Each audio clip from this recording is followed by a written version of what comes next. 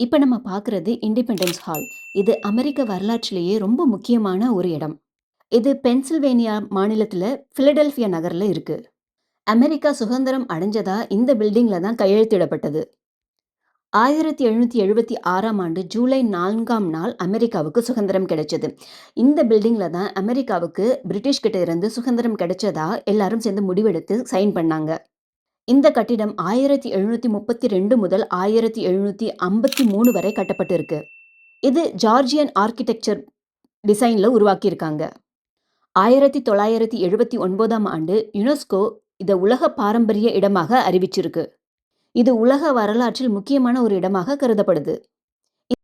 இந்த இண்டிபெண்டன்ஸ் ஹால்க்கு பக்கத்துல தான் உலக புகழ்பெற்ற லிபர்ட்டி பெல்லும் இருக்கு. பெட்ஸி ராஸ் அப்படிங்கிற ஒரு பெண்மணி தான் அமெரிக்காவுடைய கொடியை முதல்ல டிசைன் பண்ணதா சொல்லப்படுது. இவங்க இந்த இண்டிபெண்டன்ஸ் ஹால்க்கு பக்கத்துல இருக்கிற தன்னுடைய வீட்ல இருக்கிற தையல் கடையில தான் இந்த அமெரிக்க கொடியை டிசைன் பண்ணியிருக்காங்க.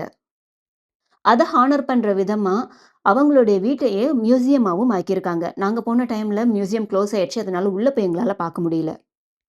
எல்ஃப்ரெத் ஆலி அப்படிங்கிறது அமெரிக்காவுடைய பழமையான குடியிருப்பு தெருக்களில் ஒன்று. இந்த ஸ்ட்ரீட்டும் இந்த இண்டிபெண்டன்ஸ் ஹால்க்கு பக்கத்திலேயே தான் இருக்கு. இது ஒரு சின்ன ஸ்ட்ரீட். இது வந்து பிலடெல்பியாவுடைய ஓல்டு சிட்டில இருக்கு. 1703ஆம் ஆண்டுல இந்த தெரு உருவாக்கப்பட்டிருக்கு. இந்த தெருவுல வந்து 32 வீடு இருக்குது. இது வந்து 1720 முதல் 1836ஆம் ஆண்டு வரை கட்டப்பட்டிருக்கு. இந்த தெருவுல இருக்கிற வீடுகள்லாம் வந்து ஜார்ஜியன் மற்றும் ஃபெடரல் பாணியில கட்டியிருக்காங்க. 18ஆம் நூற்றாண்டுல கப்பல் கட்டுறவங்க, வெள்ளி மற்றும் பித்தளை வேலைப்பாடுகள் செய்றவங்க, கண்ணாடி உதுறவங்க மற்றும் மரப்பணியாளர்கள் போன்ற தொழிலாளர்கள் இந்த தெருவுல வசிச்சிருக்காங்க.